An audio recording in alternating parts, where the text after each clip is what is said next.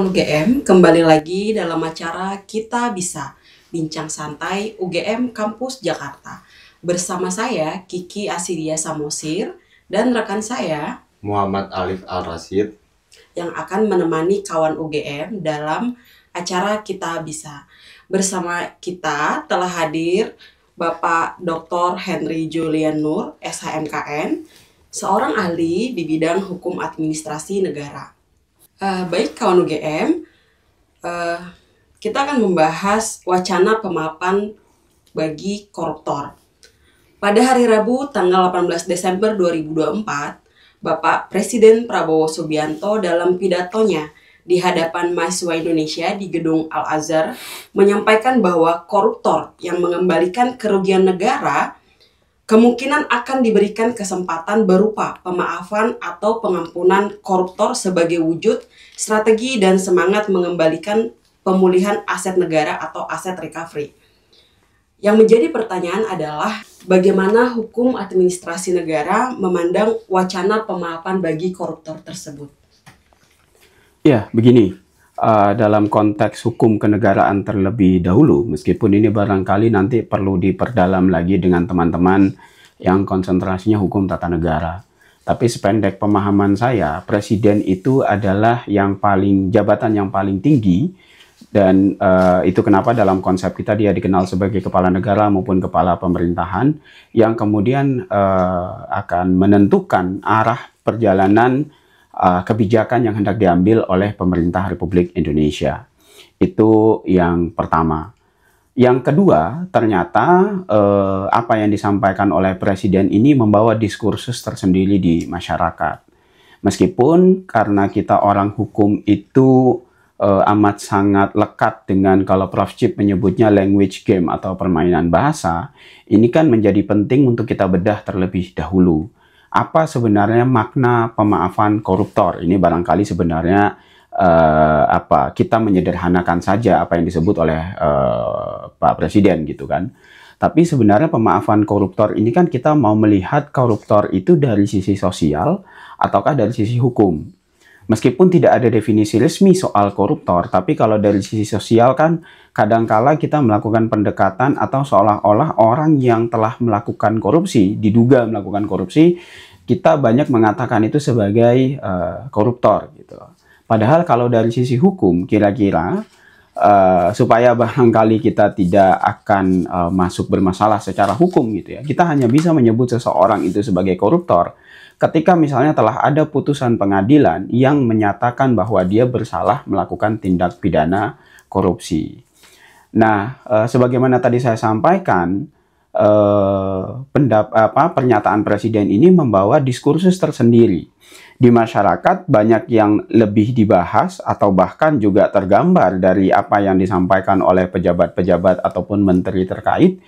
Sepertinya yang hendak diselesaikan atau dalam hal ini hendak didiskusikan itu adalah penyelesaian dalam konteks orang-orang yang diduga melakukan tindak pidana korupsi. Padahal kalau katakanlah kita mau menggunakan istilah pemaafan koruptor, berarti ini kan pemaafan koruptor berarti pemaafan terhadap orang yang telah divonis melakukan tindak pidana korupsi. Jadi ini yang mana dulu? Sebenarnya itu harus diperjelas. Apakah kita mau membuat suatu prosedur ataupun suatu metode untuk kemudian mengampuni orang yang telah dinyatakan bersalah melakukan tindak pidana korupsi, ataukah terhadap orang yang diduga melakukan tindak pidana korupsi, lalu kemudian barangkali asumsinya, saya mengasumsikan tidak perlu menggunakan proses pidana. Itu barangkali harus diperjelas dulu sebenarnya arah kita mau ke yang mana. Barangkali begitu pertama. Oke. Pertanyaan selanjutnya, menurut Bapak, apakah kebijakan pemaafan atau pengampunan koruptor melalui pengembalian kerugian negara semata sejalan dengan semangat pemberantasan korupsi di Indonesia? Begini, sebenarnya kalau kita bicara soal pemberantasan korupsi, maknanya sebenarnya kita kan memahami selama ini seolah-olah bahwa pemberantasan korupsi itu hanya berbicara soal penindakan. Padahal yang namanya pemberantasan itu terdiri dari dua hal setidak-tidaknya, yaitu penindakan dan pencegahan. Jadi ada dua hal tersebut yang sebenarnya itu harus berjalan seiring sejalan. Nah, kalau kemudian sesuai dengan konsep pemberantasan korupsi, hemat saya ini justru ini dalam konteks saya barangkali menyederhanakan dengan menyebutnya out of court settlement barangkali ya. Saya barangkali lebih memahami sepertinya yang dimaksud oleh Presiden pemaafan koruptor ini adalah penyelesaian di luar pengadilan. Ini asumsi saya ya, memahami dari apa yang beliau sampaikan terhadap orang yang diduga melakukan tindak pidana korupsi gitu. Nah, barangkali ini cukup relevan sebenarnya. Dari apa pengalaman saya ketika misalnya saya diminta pendapat ataupun keterangan yang berkaitan dengan terutama korupsi merugikan keuangan negara yang diatur di dalam pasal 2 dan pasal 3. Saya mengamati dan menurut pemahaman saya begitu ya, amat sangat terbatas tentunya dan terbuka ruang kritik terhadapnya. Saya menduga pendekatan kita dalam pemberantasan korupsi barangkali kalau Profesor Edi menyebutnya lebih kepada lex talionis. Itu ada beliau sampaikan juga di keterangan ahli beliau dalam putusan Mahkamah Konstitusi nomor 25 tahun 2016. Apa itu lex talionis? Lex talionis itu hukum balas dendam. Jadi barangkali yang lebih kita menggunakan pendekatan sampai dengan saat ini, barangkali lebih kepada bagaimana caranya agar orang ini dipenjara gitu. Tanpa ada fokus lainnya yang itu menurut saya barangkali bisa dikatakan lebih penting tentang pengembalian kerugian keuangan negaranya. Setidaknya dalam konteks pasal 2, pasal 3 ya. Karena tadi Mas Alif menggunakan istilah kerugian negara ini barangkali meluas. Karena kalau kita bicara soal pasal 2, pasal 3 itu sebenarnya hanya lebih kepada dalam konteks kerugian keuangan negara. Karena kalau kerugian negara itu lebih luas lagi gitu. Itu bisa tidak hanya termasuk pasal 2, pasal 3 tapi meluas pada sampai dengan pasal yang lain. Jadi kalau pertanyaannya apakah sesuai, barangkali kalau saya jawab sesuai itu saya terlalu spekulatif. Tapi kalau saya jawab barangkali kita butuhkan, itu barangkali mungkin lebih tepat. Sekali lagi, konteksnya di sini itu bukan dalam kerangka untuk mengampuni orang semata-mata, tapi bagaimana memaksimalkan pengembalian kerugian keuangan negara. Begitu, yang menjadi poin dalam hemat saya, yang menjadi penting dalam pemberantasan korupsi. Baik, Pak Hendri. Berarti kalau kita melihat lagi ke belakang, tadi kita harus fokus dulu dengan terminologi bahasanya dulu mengenai pemaafan koruptor ini. Sebenarnya ada dua kata, pemaafan dan koruptor. Artinya ada orang tertentu yang sudah terbukti melakukan korupsi seperti itu. Kembali ke belakang lagi. Setelah itu, jika kita berangkat dari terminologi bahasa itu, maka baru kita bisa melihat lagi apakah upaya ini masuk dalam pencegahan atau penindakan. Kemudian kalau untuk pencegahan mungkin kalau saya sih melihat ya Pak, berarti untuk memberikan rasa takut mungkin ya untuk kemungkinan koruptor di masa yang akan datang. Tapi kalau untuk penindakan seperti yang Bapak sampaikan, harus dilihat dulu dalam konteks yang manakah pengampunan ini akan diberikan seperti itu. Dan balik lagi seperti yang tadi Bapak sampaikan, alternatif penyelesaian sengketa jadinya out of court settlement, lebih difokuskan kepada itu seperti itu. Berarti kalau misalkan lah katakanlah ini menjadi out of court settlement, berarti harus ada dugaan awal dan pembuktiannya seperti apa ya Pak kira-kira jikalau misalkan ditempatkan di out of court settlement? Iya, benar adanya. Jadi begini, kalau tadi pemaafan koruptor itu yang dimaksud adalah orang itu telah dinyatakan dulu bersalah gitu ya, itu bahkan sepertinya tidak terlalu diperdebatkan pada bagian itu. Karena misalnya Profesor Mahfud sendiri mengatakan, ya nggak apa-apa, tapi tentunya orang itu ya sudah dihukum, sudah mengalami penghukuman dan sebagainya. Tapi yang paling penting lalu kemudian dia mengembalikan dan sebagainya untuk kemudian dia mendapatkan segala macam pengampunan yang disediakan oleh undang-undang tersebut begitu. Nah, dalam out of court settlement ini barangkali yang banyak orang mempertanyakan gitu. Tadi saya katakan bagi orang hukum istilah itu menjadi amat sangat penting. yang menjadi kritik poin orang adalah ketika misalnya presiden menggunakan diksi diam-diam. Saya sendiri pun kalau menggunakan diksi diam-diam tentu saya tidak sependapat juga dengan hal tersebut. Kalau menurut saya, kalau nanti diam-diam itu bukan tidak mungkin, itu akan menimbulkan tadi yang sebagian Mas Alif sampaikan, barangkali justru tidak tercapai nanti deterrence efeknya gitu. Jadi katakanlah kalau memang pemaafan koruptor yang dipahami ini adalah lebih kepada arah out of court settlement, maksudnya adalah penyelesaian terhadap seseorang yang diduga melakukan tindak pidana korupsi tidak sampai kepada pengadilan, maka tentunya menurut saya tidak bisa itu secara diam-diam. Karena dalam hukum administrasi negara salah satu asas paling penting itu ada asas transparansi dan atau asas keterbukaan gitu. Agar publik kan bisa menilai, bisa tanda kutip melakukan audit secara sosial gitu. Apakah orang itu memang pantas diampuni dan sebagainya. Dalam disertasi misalnya saya katakan, karena kalau misalnya nanti itu akan menggunakan out of court settlement, pidana itu kan sependek pemahaman saya dia sanksi pidana hanya dapat dijatuhkan dengan putusan hakim gitu kan. Sedangkan kalau penyelesaiannya itu di luar itu, misalnya dengan administrasi misalnya, itu tentu hal yang berbeda lagi. Dan sepertinya sependek pemahaman saya sampai dengan saat ini belum ada pranata peraturan yang telah disiapkan untuk melakukan hal tersebut gitu. Jadi ini sebenarnya amat sangat kembali kepada pemerintah juga sebenarnya. Kalau memang mau melakukan itu, tentunya sekali lagi harus diberikan payung hukum yang kuat. Dan tentunya sekali lagi bagaimanapun juga kan eksekutornya nanti adalah bisa jadi aparat penegak hukum, bisa jadi juga apakah saya tidak tahu nanti apakah ada lembaga tersendiri lagi gitu ya. Kalau di beberapa negara lain yang saya ketahui itu biasanya dilakukan oleh aparat penegak hukum. Misalnya ada satu negara Amerika misalnya kalau saya tidak salah, itu jaksa yang berfungsi untuk kemudian menggunakan tanda kutip ya bargaining atau menggunakan kewenangannya untuk menuntut tanda kutip ya pengembalian kerugian keuangan negara tersebut. Meskipun kalau melihat barangkali bukan sumber daya ya, tapi betapa banyaknya kejadian di Indonesia pada saat belakangan ini munculnya atau banyak tertangkapnya oknum gitu ya, meskipun sudah banyak juga kan yang protes penggunaan kata oknum sebenarnya dianggap tidak pantas karena terlalu banyak gitu ya. Saya sendiri berada pada posisi belum percaya kalau untuk itu diterapkan kalau sampai dengan saat ini dengan aparat kita yang masih cukup banyak permasalahan demikian. Saya kira begitu, Mbak Kiki. Oke, baik Pak.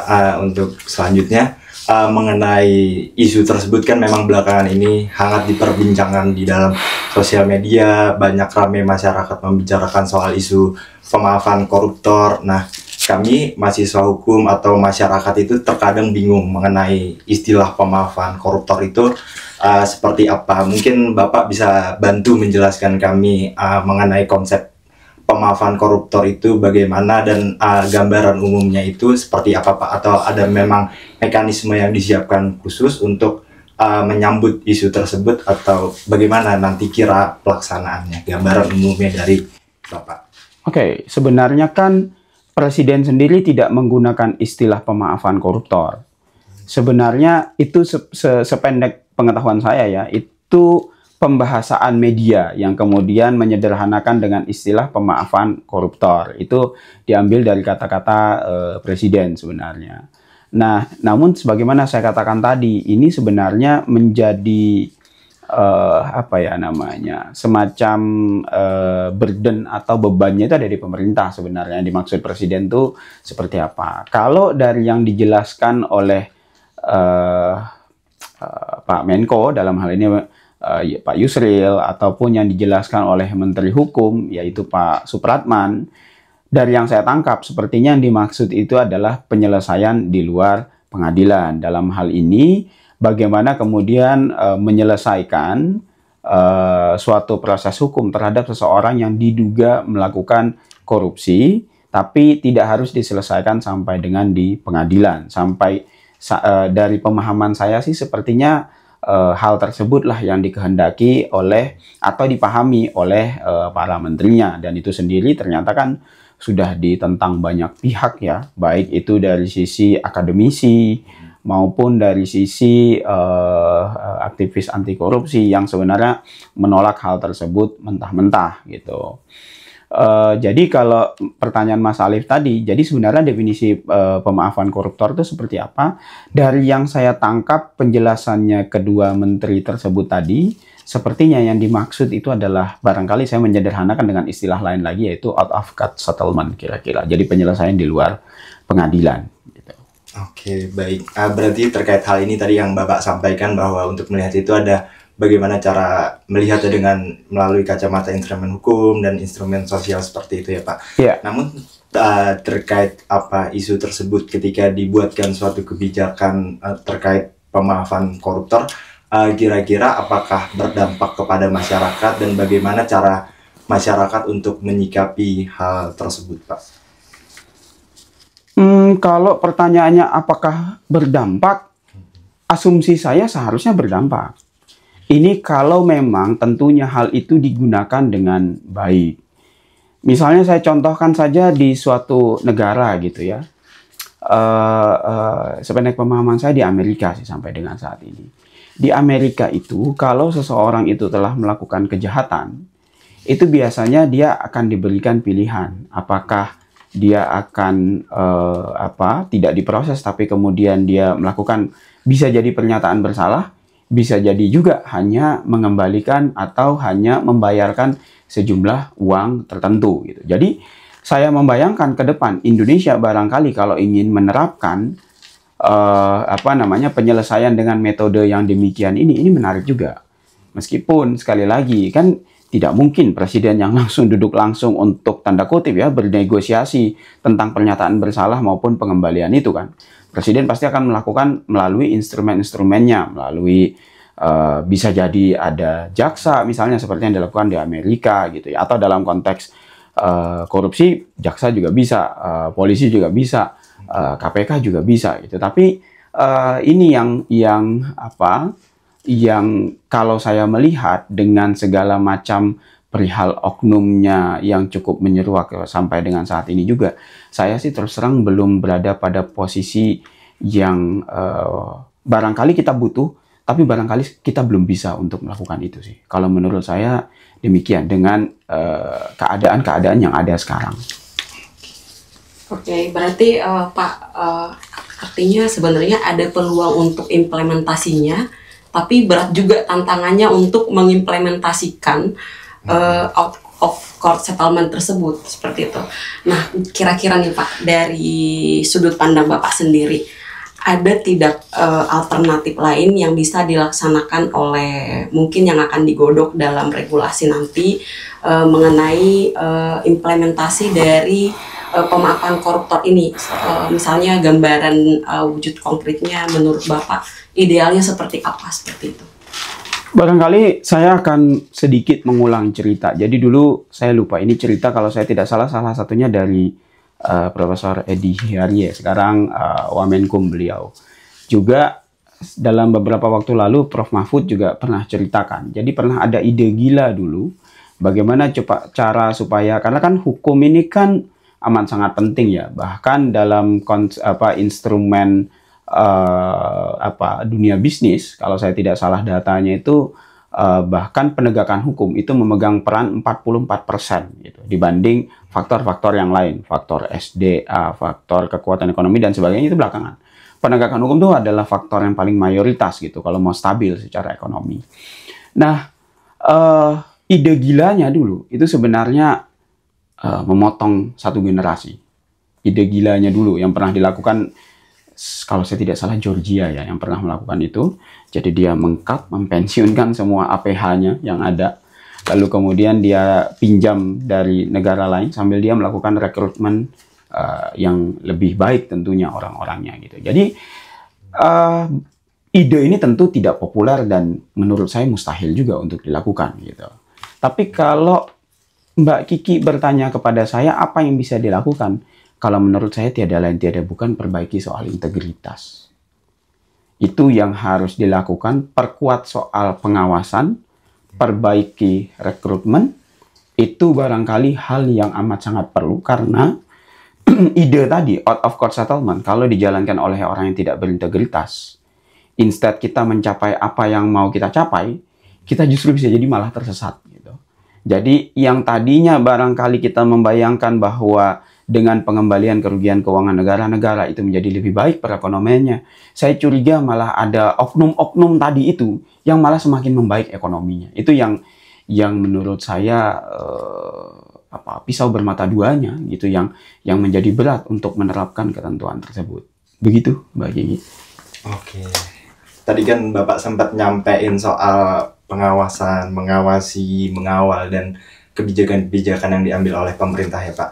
Nah, bagaimana sih Pak cara mengikut sertakan peran masyarakat dalam mengawal, mengawasi, dan mengkritisi sikap kebijakan pemerintah, khususnya isu hukum yang kita bahas saat ini terkait pemaafan, pengampunan koruptor sebagai wujud kontrol sosial masyarakat? Iya, kalau dari sisi kami kan dari Departemen Hukum Administrasi Negara punya yang namanya mata kuliah Hukum Pengawasan Terhadap Aparatur Negara. Salah satu yang kami diskusikan di kelas atau kami sampaikan di kelas itu adalah tentu tentang pengawasan masyarakat. Gitu. Pengawasan masyarakat itu di mana? Itu banyak mekanismenya melalui unjuk rasa, melalui media sosial dan sebagainya gitu. Dan sepertinya di Indonesia hal ini berjalan dengan cukup baik ya. Cuman sayangnya cukup baiknya apa yang disampaikan oleh masyarakat kadangkala itu tidak berimbang. Misal ada komen dari atau tanggapan dari negara yang itu bisa jadi terlalu represif atau bahkan cenderung mengancam. Misalnya ada pejabat yang menyampaikan bahwa kalau kritik-kritik kebanyakan suruh keluar aja dari Indonesia misalnya. Itu kan ya kalau orang mau jadi pejabat publik dia harus siap dengan segala hal tersebut gitu. Itu adalah makanan sehari-hari gitu. Itu harus dia siapkan. Tugas dia adalah kemudian bagaimana caranya dia bekerja dan kemudian kalau bisa bahkan membantah apa yang dinyatakan oleh masyarakat itu tentu dengan hasil kerja yang seharusnya sebaliknya. Artinya ya tercapai pelayanan publik yang baiknya gitu. Jadi kalau ditanyakan bagaimana pengawasan masyarakatnya, hemat saya di Indonesia sebenarnya sudah cukup terlaksana dengan baik. Kadangkala justru yang butuh itu dalam hal ini adalah pemerintah ataupun negara itu yang tidak justru dengan baik ya menerimanya gitu atau bahkan menanggapinya atau bahkan justru melaksanakan apa yang diinginkan masyarakat. Tidak usahlah jauh. Kita ini hari apa? Kamis ya biasanya. Kamis. Biasanya di Jakarta tuh ada apa? Kalau Kamis tuh di depan Istana Negara ada kamisan kan? Itu udah usianya berapa belas tahun coba. Sampai sekarang bagaimana perkembangannya dan sebagainya juga tidak ada kan. Masa orang butuh waktu berbelas-belas tahun gitu. Atau apakah kita memang harus meniru Argentina? Argentina misalnya saya lupa ya di salah satu podcast gitu dikatakan Argentina itu menunggu saya lupa 25 atau 35 tahun. Baru kemudian bisa terlaksana apa yang dituntut oleh aksi seperti aksi kamisan tersebut gitu. Jadi nggak usahlah kita jauh-jauh gitu ya. Yang di depan istana aja itu sudah bertahun-tahun juga tidak terdengar dengan baik kan gitu.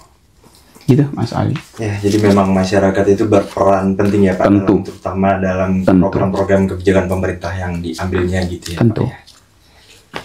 Baik Pak, saya penasaran nih mengenai pembahasan kita yang sudah cukup menarik tadi. Kira-kira nih Pak, berapa persen optimisme Bapak jika pengampunan terhadap koruptor ini dibuatkan dalam suatu bentuk ius constituendum di masa yang akan datang? Tingkat keberhasilannya nih menurut Bapak?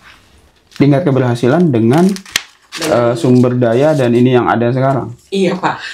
Sistem yang ada sekarang, maksudnya ini juga sistem diklatnya dan sebagainya gitu. Dengan kira-kira berapa persen ini perakiraan saya aja, optimisme. Benar. Kita tuh diajarkan untuk optimisme ya, cuman saya tuh barangkali termasuk orang yang realistis gitu ya. Maaf kata saya di bawah 50%. Sepertinya dengan orang yang ada sekarang, lalu bagaimana mekanisme diklat yang ada sekarang, saya sih terus terang merasa belum terlalu optimal ya sebenarnya ke depan gitu. Kecuali ya saya suka kalau saya salah ketika saya pesimis sebenarnya. Itu berarti yaitu tadi kan tugasnya pejabat publik itu kan membuktikan bahwa masyarakat salah dalam artian dia ternyata bisa melakukan itu atau bahkan sesuai dengan targetnya kan gitu. Jadi kalau persentase kalau saya mohon maaf agak pesimis, realistis orangnya. Jadi ya baguslah kalau 50% gitu. Kira-kira gitu sih Mbak Gigi dan Mas Alif. Oh, iya. Berarti balik lagi ya Pak ya, integritas. Oh ya. Ya. Pentingnya bisa kita soroti sebenarnya kembali kepada bahkan barangkali sekarang ini ya tidak hanya soal integritas ya. Saya bahkan ada bersama salah satu bimbingan saya, kami sedang menulis tentang etika gitu, etika kenegaraan dan atau kepresidenan gitu. Itu barangkali sesuatu yang kita percayai dulu bisa mereka hormati, sepertinya sekarang juga akan sulit untuk mereka hormati, misal soal etika gitu. Jadi kayaknya kita memang perlu sekarang itu segala sesuatu diatur di dalam hukum tertulis, sehingga kemudian sudah nggak ada lagi terikat dengan tafsir-tafsir yang itu dari mereka sendiri aja. Sebagai pejabat publik bisa menafsirkan begitu gitu loh. Kan yang ada sekarang itu kan juga hasil dari, kalau kami memahami dari sisi akademis, itu tafsir yang keliru misalnya kan soal orang boleh maju atau tidak dan sebagainya. Kira-kira begitu Mbak Gigi dan Mas Alif. Berarti ya Pak ya, ini kan masalah etika dan integritas seperti itu. Dua hal yang sebenarnya intangible asset yang diperlukan oleh aparat penegak hukum terutama ya Pak. Nah, jikalau misalkan kita berkaca dengan keadaan hukum yang sekarang, dengan carut marut yang sedang terjadi, dari Bapak Henry sendiri kan di bawah 50% seperti itu. Jadi kalau menurut Pak Henry nih, dari Bapak aja yang sudah seorang akademisi menyoroti ini di bawah 50%. Bagaimana cara meyakinkan rakyat? Kira-kira pemerintah meyakinkan rakyat untuk wacana ini? Apakah berarti butuh effort yang lebih lagi dong dari pemerintah jika mengeluarkan suatu wacana pemaafan koruptor seperti ini? Kalau effort dari pemerintah itu jelas hal yang wajib gitu.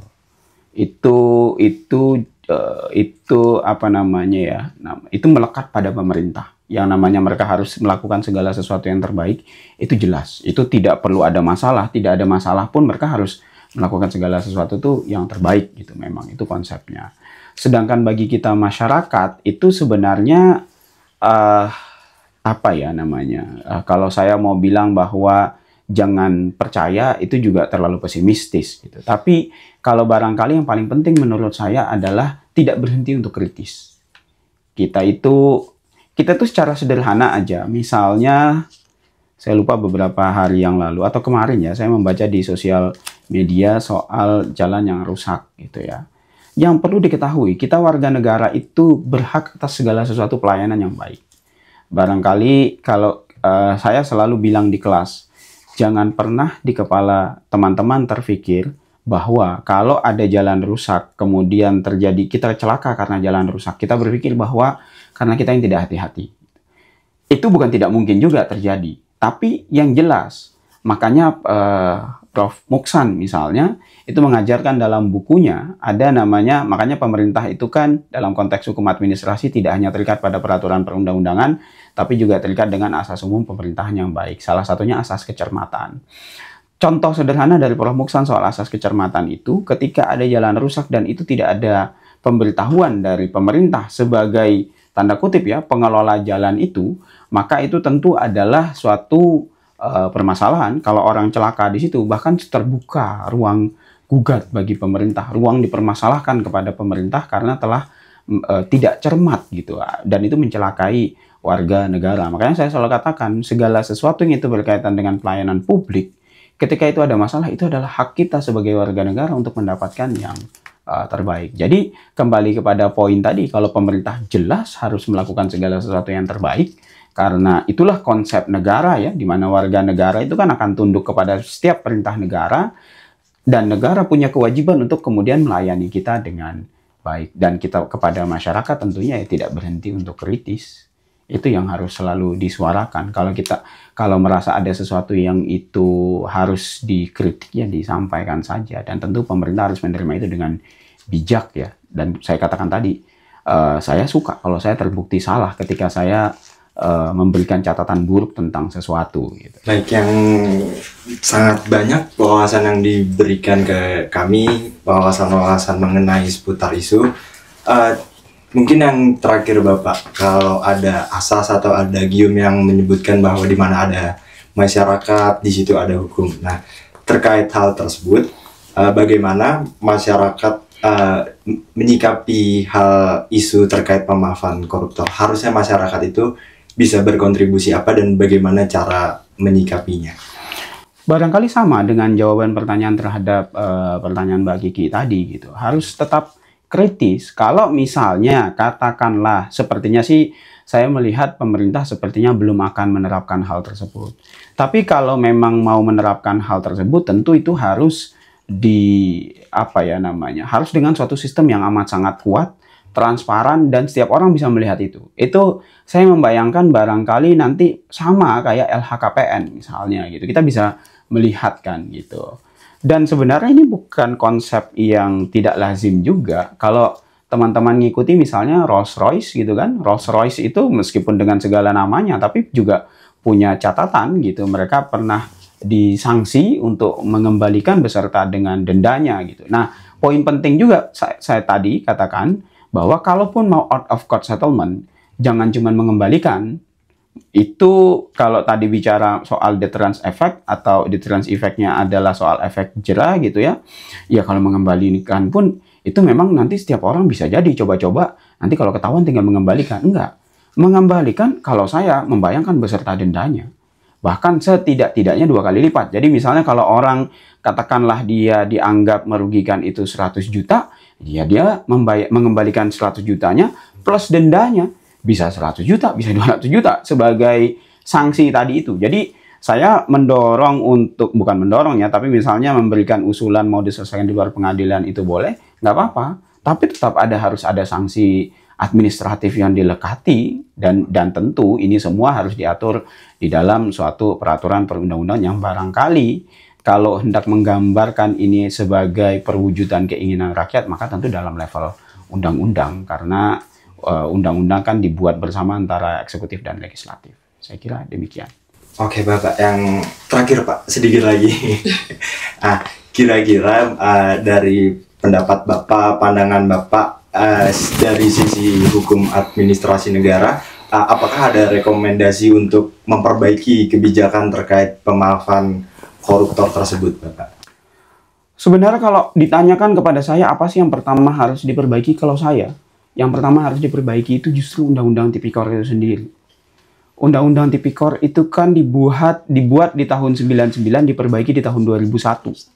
Padahal kita sudah ikut UNCAC, ratifikasi UNCAC, seingat saya pada Oktober 2003, dan bahkan sudah kita tanda kutip ya, legislasikan melalui Undang-Undang 7 tahun 2006.